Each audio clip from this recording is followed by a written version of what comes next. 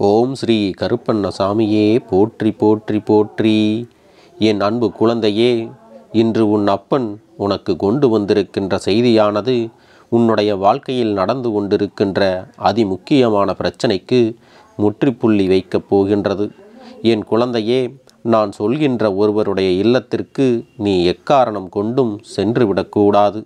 ஒருவேளை நீ என் பேச்சையும் மீறி செல்வாயானால் அதன் பிறகு நடக்கப் போகின்ற விளைவுகளுக்கு உன் அப்பன் பொறுப்பு கிடையாது. நீ மட்டும்தான் அதற்கு பொறுப்பாக இருப்பாய். என் பிள்ளையே, அந்த கஷ்டத்தை எல்லாம் நீ மட்டும்தான் சுமக்கப் போகிறாய். நீ வேண்டுமானால் நினைக்கலாம், அப்பனே கருப்பா, இத்தனை நாளும் என் வாழ்க்கையில் இருந்த கஷ்டங்களை யாரும் எனக்காக தூக்கி சுமக்கவில்லை, நான் தான் தூக்கி சுமக்கின்றேன், அப்படியே இதையும் நானே தூக்கி சுமந்து விடுகிறேன் என்று நீ சொல்வாயானால் என் பிள்ளையே, நிச்சயமாக இந்த பதிவினை நீ தொடர்ந்து கேட்க வேண்டாம். கருப்பனின் வார்த்தைகள் உண்மை என்றும் அப்பனின் வாக்கு உன் வாழ்க்கையில் நல்லதை நடத்தி கொடுக்கும் என்றும் உனக்கு நம்பிக்கை இருக்கும் பட்சத்தில் மட்டுமே இதனை நீ தொடர்ந்து கேட்க வேண்டும். என் குழந்தையே, உன்னுடைய வாழ்க்கை இன்று பலவிதமான பிரச்சனைகளை எல்லாம் சந்தித்து எல்லாவற்றையும் முடித்து விட்டோம் என்று நீ இருக்கின்ற நேரத்தில் புதிதாக மேலும் மேலும் ஏதாவது ஒரு பிரச்சனைகள் வந்து கொண்டுதான் இருக்கிறது. இந்த பிரச்சனைகளை எல்லாம் நினைத்து என் குழந்தை, வாழ்க்கையில் வேதனைகள் அதிகமாகிவிட்டதே, யாராவது ஒருவர் ஒரு சிறு உதவி நமக்கு செய்துவிட்டால் போதுமே, முன்னேறி விடலாம் என்கின்ற எண்ணம் மட்டும் உனக்குள் இருந்து கொண்டுதான் இருக்கிறது. இந்த சிறு உதவிக்காகத்தான் நீ ஒருவரின் இல்லத்தின் வாசல் படியை மிதிக்க நினைக்கின்றாய். என் குழந்தையே, உதவி என்பது இந்த நேரத்தில் உனக்கு தேவை. உன்னுடைய மிக முக்கியமான தேவை பண உதவி. ஆனால் இங்கிருக்கின்ற இந்த மனிதர்களிடத்தில் பண உதவி என்ற ஒன்று நீ கேட்கும் பட்சத்தில் நிச்சயமாக நீ அவமானப்படுத்தப்படுவாய் என்பதை மறந்து விடாதே. வேறு எதை கேட்டாலும் அவர்கள் கொடுப்பதற்கு மனம் வரலாம். ஆனால் பணத்தை மட்டும் கொடுத்து உதவி செய்வதற்கு அவர்களுக்கு ஒருபோதும் மனம் வருவது இல்லை. உடன் பிறந்த உறவுகளானாலும் சரி, பெற்றவர்களானாலும் சரி, பணத்தை கொடுத்து விட்டால் அது திரும்ப பெற முடியுமா என்று சிந்திக்கின்றார்களே தவிர, இக்கட்டான நிலையில் இவர்கள் இருக்கின்றார்கள், இவர்களை எப்படியாவது நாம் காப்பாற்ற வேண்டும், தூக்கிவிட வேண்டும் என்று ஒரு சிறு துளி அளவும் நினைப்பது கிடையாது. இதுபோன்று எண்ணங்களோடு உன்னுடைய வாழ்க்கையில் இருக்கின்ற இவர்களை எல்லாம் நினைத்து என் செல்ல குழந்தையே, நீ வருத்தப்பட்டு கொண்டிருப்பதில் எந்த ஒரு பலனும் கிடையாது. நான் சொல்ல போகின்ற இவரால் ஏற்கனவே ஒரு முறை நீ அவமானப்படுத்தப்பட்டிருக்கின்றாய். ஆனால் நல்லபடியாகத்தான் இத்தனை காலமும் நீ வாழ்ந்து வந்தாய் என்பதை மறந்து விடாதே. என் தங்கமே, உன்னை சுற்றி இந்த வாழ்க்கையில் என்னவெல்லாம் நடக்கிறது என்பதை நீ இன்னும் புரிந்து கொள்ள வேண்டும். நாம் யாரிடத்தில் சென்றோம், யாரிடத்தில் சென்று உதவிகள் கேட்டோம், எதனால் அவமானப்படுத்தப்பட்டோம் என்பதையெல்லாம் சற்று சிந்தித்து பார்த்து அதன் பிறகு நீ செயல்பட வேண்டும். என் குழந்தையே, இப்போது இருக்கின்ற மனிதர்கள் பணம் இருக்கின்றவர்களை ஒரு மாதிரியும் பணம் இல்லாதவர்களை ஒரு மாதிரியும் தான் பார்க்கிறார்கள். பணம் இருக்கின்றவர்களிடத்தில் காட்டுகின்ற மரியாதையை பணம் இல்லாதவர்களிடத்தில் அவர்கள் காட்டுவது இல்லை. அவர்களை துச்சமென நினைத்து தனது காலுக்கு கீழே வைக்க வேண்டும் என்று நினைக்கிறார்கள். தனக்கு அடிமை என்றும் மரியாதை குறைவாகத்தான் நடத்துகின்றார்கள். இப்படியெல்லாம் இருக்கின்ற மனிதர்களுக்கு மத்தியில் உன்னுடைய வாழ்க்கை போராட்டமாகத்தான் இருக்கிறது என்பதுதான் உண்மை. ஏற்கனவே ஒரு முறை பல பேர் கூடியிருந்த சபையில் இவர்களால் நீ அவமானப்படுத்தப்பட்டிருக்கிறாய் என்பதை மறந்து விடாதே. இவர்கள் சொன்ன வார்த்தைகளும் இவர்கள் கேட்ட கேள்விகளும் உனக்குள் கண்ணீரை வரவழைத்தது என்பதை மறந்து விடாதே. அன்று இவர்கள் செய்த விஷயத்தினால் உனக்கு ரோசம் அதிகமாக வந்தது.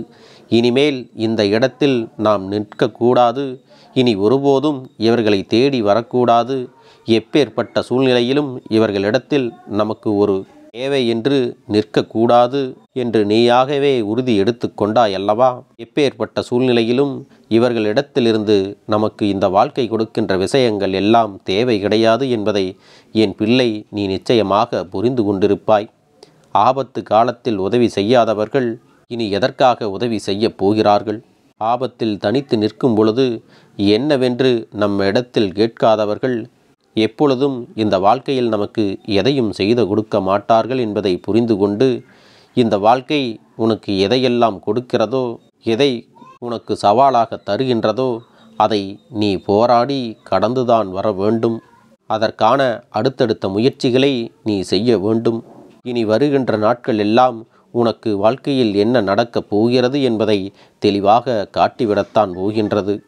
உன் வாழ்க்கையில் நீ பட்ட துன்பங்களுக்கெல்லாம் அதுக்கு சரியான தீர்வினை கொடுக்க வேண்டும். என் பிள்ளை, விரைவிலேயே இதிலிருந்தெல்லாம் மீண்டு வர வேண்டும் என்று உனக்கான சூழ்நிலைகளை எல்லாம் நான் ஏற்படுத்தி கொண்டுதான் இருக்கின்றேன். ஆனாலும் சில வாய்ப்புகளை எல்லாம் நீ தவறவிட்டு கொண்டுதான் இருக்கிறாய். என் பிள்ளையே, இதை நீயாக வேண்டுமென்று தவறவிடுவது இல்லை. உன்னை சுற்றி இருக்கின்றவர்கள் செய்கின்ற தவறுகளால் தான் நூலிலையில் இதுவெல்லாம் உன்னிடத்தில் சேராமல் உனக்கு பிரச்சனைகளாக மாறிவிடுகிறது. என் பிள்ளையே, நீ அதற்காகவெல்லாம் வருத்தப்பட்டு உன்னுடைய மனதை போட்டு குழப்பிக்கொள்ளாதே. சில நேரங்களில் நீயாக என்ன நினைக்கிறாய் தெரியுமா? இந்த தெய்வம் நம்மை எதற்காக படைத்தது?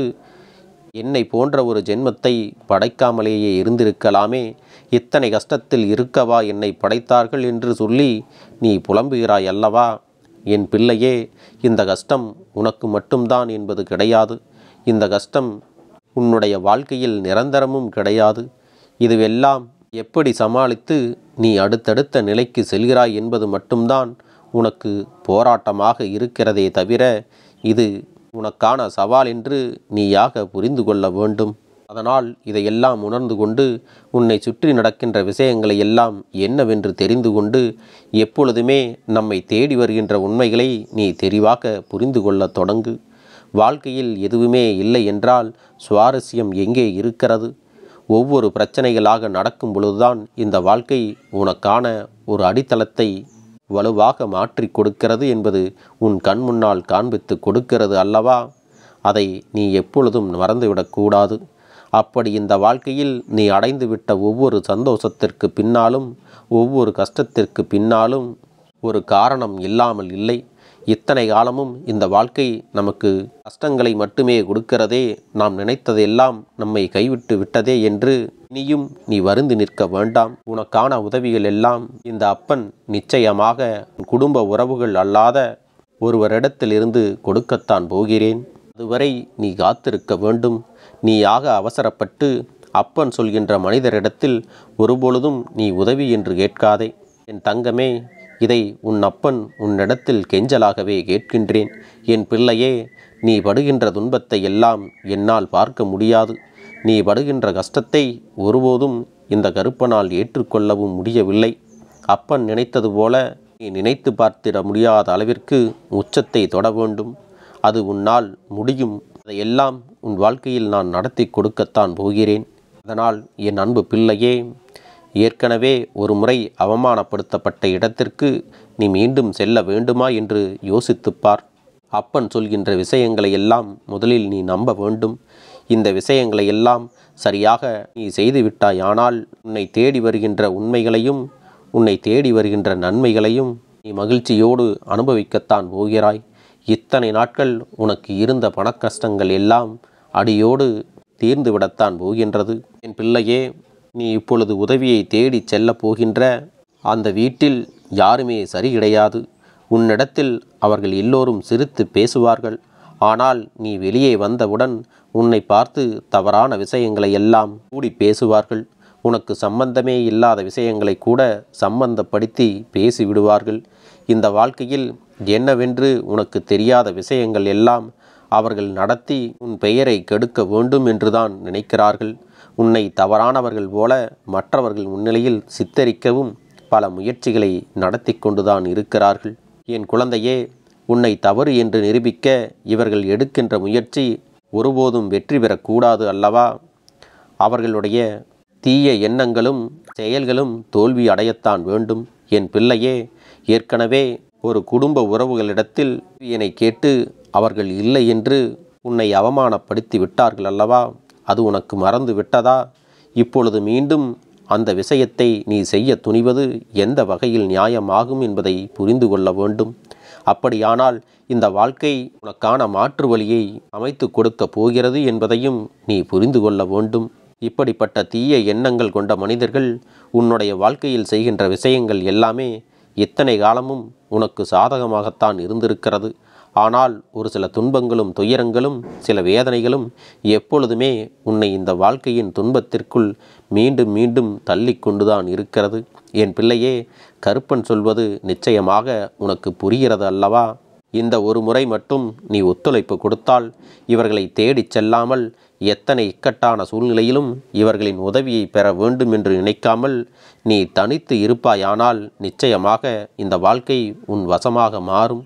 என்றும் இந்த வாழ்க்கை நல்ல வாய்ப்புகளை ஏற்படுத்தி கொடுக்கும் அதிர்ஷ்ட நாளாக மாறிவிடும். என் தங்கமே, போகக்கூடாது என்று அப்பன் சொல்லக்கூடிய அந்த நபர் உன்னுடைய இல்லத்திற்கு மிகவும் அருகில் இருக்கின்ற உன்னுடைய உறவுகளில் ஒருவர், வசதி படைத்தவர். எல்லோரும் அவரிடத்தில் உதவியை கேட்கச் செல்வார்கள். ஆனால் பேச்சில் அதிக திமிர் தெரியும். அவர் மட்டுமல்ல, அவர் வாழ்க்கை துணையும் அப்படிப்பட்ட ஒரு துணைதான். அவர்களின் நோக்கமே தன்னிடத்தில் அதிகமாக பணம் இருக்கிறது என்ற கௌரவத்துடன் திமிருடன் நடந்து கொள்ளும் வழக்கம் இருந்து வருகிறது.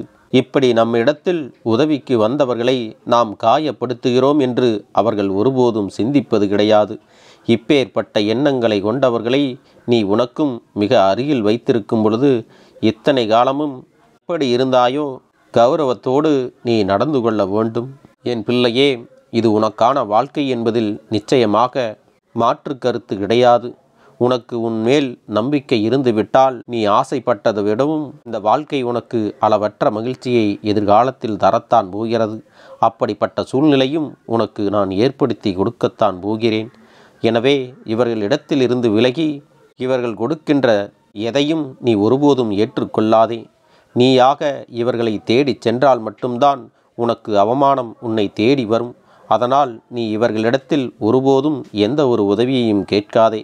அன்பு குழந்தையே, உனக்கான அழகான வாழ்க்கை இங்கே காத்து கொண்டிருக்கிறது. உன் மீது நம்பிக்கை வைத்து அப்பன் சொல்படி நீ நடந்து கொண்டாயானால் உனக்கானதெல்லாம் நிச்சயமாக நல்லபடியாகவே நடந்து முடியும். என் அன்பு குழந்தைக்கு இந்த கருப்பண்ணசாமியின் ஆசீர்வாதங்களும் அன்பும் துணையும் என்றென்றைக்கும் முழுமையாக கிடைத்து கொண்டே இருக்கும்.